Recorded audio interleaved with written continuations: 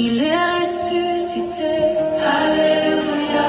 Il est élevé, Alléluia. Gloire, gloire, gloire à l'agneau. Assis sur le trône pour toujours, nous élevons nos voix vers toi. Alléluia, Alléluia. Jésus, Jésus, Jésus, je viens t'honorer devant ton trône de lumière. Je me tiens prosterné. Les anges chantent sans fin, les anciens se courbent devant toi. Toute la création proclame, tu es digne, digne, digne roi. À celui qui est assis sur le trône et à l'agneau, soit la louange, la gloire, la puissance pour toujours. Alléluia, Alléluia, Alléluia, Alléluia, digne est l'agneau de Dieu.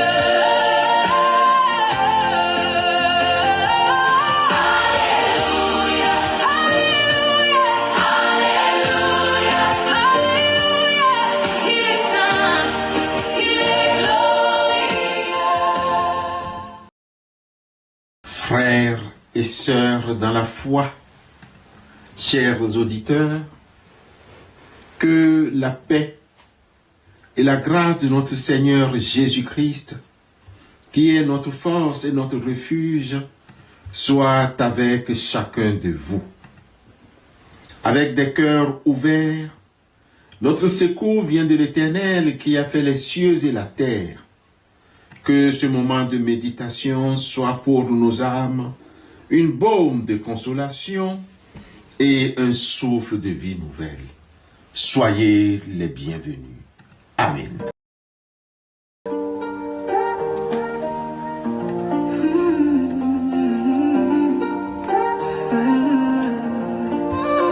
J'ai vu les nuits longues, j'ai connu les pleurs.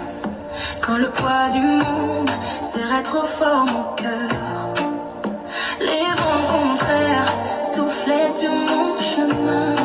Mais au milieu du doute, j'ai entendu sa voix.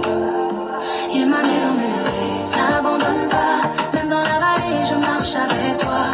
Quand mes forces tombent et que tout me fuit, sa grâce me relaie, son amour me construit. Si tu es fatigué, si tu es à genoux, écoute cette voix qui t'appelle doucement. Mon frère, ma sœur, crois en Jésus, il est puissant, il combat pour toi. Lève-toi maintenant et lève ta voix. Loue ton Dieu, il est roi des rois. Dans les épreuves, il tient ta main. Aucune tempête ne gagne à la fin. Mon frère, ma sœur, n'aie plus peur. Jésus est vivant, il est vainqueur. Avant de continuer notre programme, bien-aimés frères et sœurs, écoutons rapidement cette annonce essentielle. Comme vous le savez déjà, les 28, 29 et 30 avril, nous vous invitons à 3 soirées de prière et d'enseignement via Zoom à 18h GMT, heure de Lomé ou d'Abidjan, soit 20h, heure de Paris ou de Bruxelles, ou bien 19h, heure de Yaoundé ou de Cotonou. Ces moments seront précédés d'un temps de jeûne et de prière individuelle de 6h à 18h selon votre heure locale. Nous vous prions de vérifier l'heure correspondante dans votre fuseau horaire. Notre thème sera « Peut-on perdre le salut? Peut-on perdre le salut ?» Ce thème est inspiré du livre aux Hébreux, chapitre 6, les versets 4 à 6. Hébreux 6, versets 4 à 6. Bien-aimés frères et sœurs, rejoignez-nous pour confier nos vies et tous nos projets au Seigneur. À bientôt. Souviens-toi du Dieu qui ne perd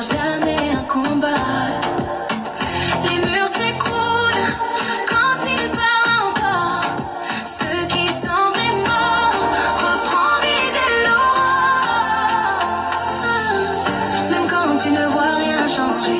Dans l'invisible, Dieu est en train d'agir. Chaque larme semée dans la foi devient une victoire que tu porteras. Mon frère, mon frère. Chers sœurs et frères en Christ Jésus, la question de la santé est profonde. Elle touche à la fois notre réalité physique et notre vie spirituelle.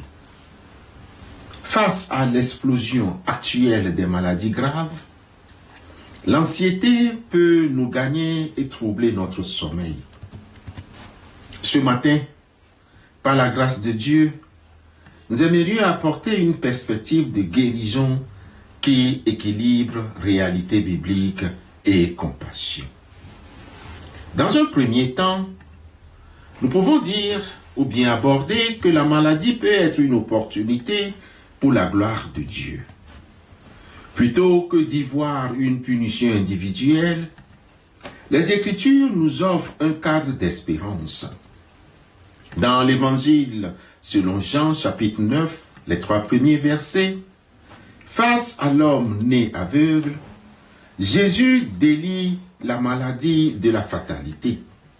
Ce n'est pas que lui ou ses parents aient péché, mais c'est afin que les œuvres de Dieu soient manifestées en lui.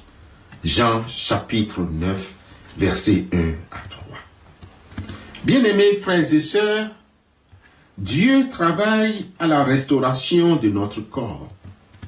La guérison est un don et une grâce qu'il utilise pour se glorifier. Dans un deuxième temps, nous pouvons dire que il y a un monde en souffrance est notre responsabilité. Nous constatons ici que l'apôtre Paul nous rappelle dans son épître aux Romains, chapitre 8, le verset 22, Romains 8, verset 22, que la création tout entière soupire et souffre les douleurs de l'enfantement. La prolifération des maladies est souvent le signe d'un monde rompu, éloigné de l'équilibre d'Éden. En tant que gardiens de la terre, nous devons reconnaître que la dégradation de notre environnement et de notre alimentation, souvent liée à la cupidité, dénoncée dans la première lettre à Timothée, chapitre 6, le verset 8, impacte nos corps qui sont le temple du Saint-Esprit. Bien-aimés frères et sœurs, l'amour de l'argent engendre aussi bien des tourments, y compris pour notre santé. Notre troisième point est que le Christ est victorieux de toute infirmité. Nous pouvons dire ici que Dieu n'est pas l'auteur du mal. Il est celui qui le combat. Dans l'Évangile selon Marc au chapitre 1, le verset 41, Jésus, ému de compassion, touche le lépreux et dit « Je le veux, sois pur ». Des siècles plus tôt, le prophète Ésaïe annonçait ce pilier de notre foi. C'est par ces meurtrissures que nous sommes guéris. Ésaïe 53, versets 4 et 5. Pour Dieu, aucune maladie n'est trop rare ou trop moderne pour être guérie. Et le quatrième point, c'est que notre barrière spirituelle et biologique, abordons alors nos barrières spirituelles et biologiques. Que faire pour préserver notre paix et notre santé? Si après 5 éléments que nous vous suggérons, refusez la submersion. Refusez la submersion. Ne vous laissez pas écraser par les statistiques effrayantes. Le stress est un poison pour le système immunitaire.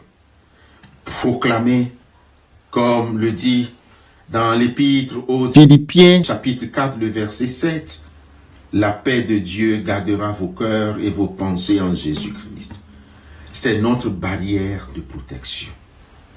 Deuxième point que nous aimerions aborder dans cet élément, c'est que nous devons confesser la vie, utiliser la puissance de la parole de Dieu présentée dans notre bouche.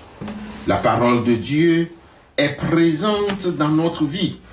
Utilisons-la. Prenons par exemple le psaume 107, le verset 20. Troisième, c'est pratiquer la gratitude. Comme nous l'enseigne la première épître aux Thessaloniciens, chapitre 5, le verset 18. Rendez grâce en toutes choses. Oui, si nous rendons grâce en toutes choses, nous pouvons créer un environnement spirituel favorable, un environnement lié à la restauration. Mon frère, ma sœur en Christ, même si la médecine semble parfois dépassée par certaines maladies, le Créateur connaît chaque cellule de notre corps. Selon le psaume 139, il vous a tissé dans le ventre de votre mère et sait comment réparer les tissus. Adorons, adorons et passons à l'adoration par le soin. Prendre soin de sa santé est un acte d'adoration. Bien-aimés frères et sœurs, Dieu souhaite que vous soyez en bonne santé, comme prospère l'état de votre âme. Nous rappelle alors, troisième épître de Jean, chapitre 1, le verset 2. La foi, bien-aimés frères et sœurs, la foi et la sagesse. La guérison peut être miraculeuse, mais elle passe aussi par une hygiène de vie équilibrée et la gratitude envers le personnel soignant, instrument entre les mains de Dieu. Peuple de Dieu au bout des ondes, ne regardez pas à la gravité du mal, mais à la puissance infinie de l'amour de Dieu. La maladie peut attaquer le corps, mais elle ne peut toucher ni notre âme, ni notre lien éternel avec le Christ. Relevons la tête, car il est celui qui restaure nos vies. Jésus le guérit encore. Amen.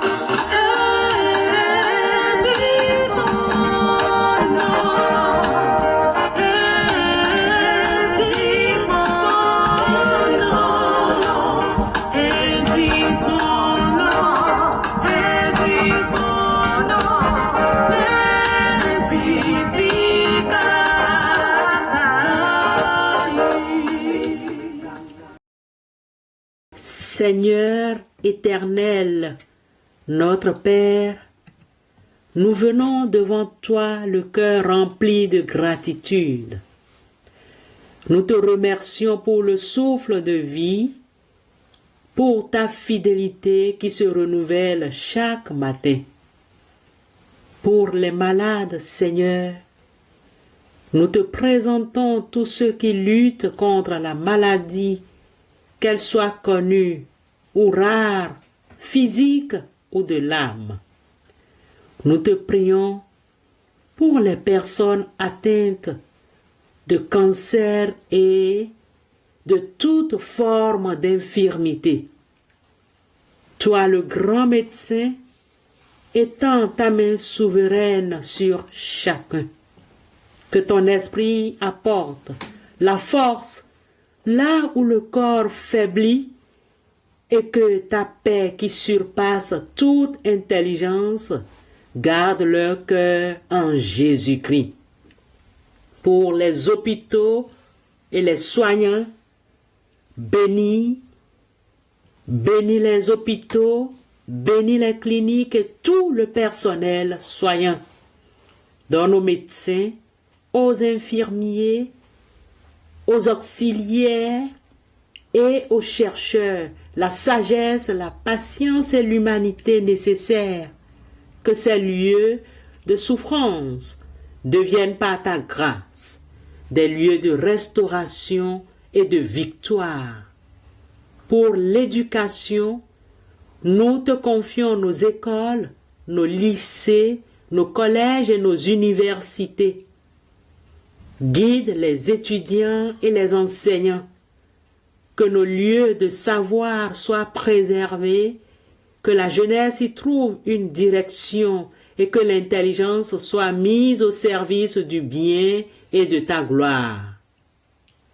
Pour les chercheurs d'emploi, Seigneur, regarde avec compassion ceux qui sont en quête d'un travail. Dans les moments de doute ou de découragement, ouvre des portes que nul ne peut fermer. Donne-leur la dignité, la persévérance et la joie de voir tes promesses de provision s'accomplir dans leur vie. Au nom de Jésus-Christ, nous avons prié. Amen.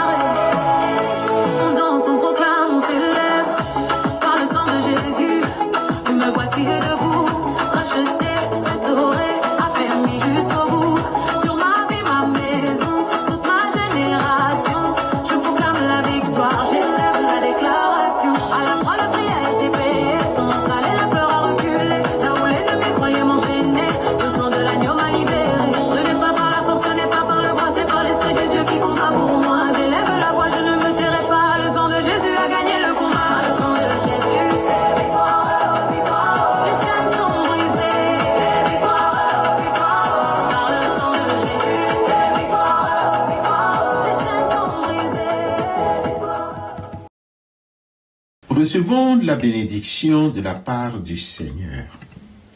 Que l'Éternel vous bénisse et vous garde. Que l'Éternel fasse luire sa face sur vous et vous accorde sa grâce. Que l'Éternel tourne son visage vers vous et vous donne sa paix. Allez avec cette certitude. Il siège au milieu de vos défis. Il est le Dieu qui guérit et qui pourvoit. Que sa joie soit votre rempart tout au long de cette journée. Allons en paix. Amen.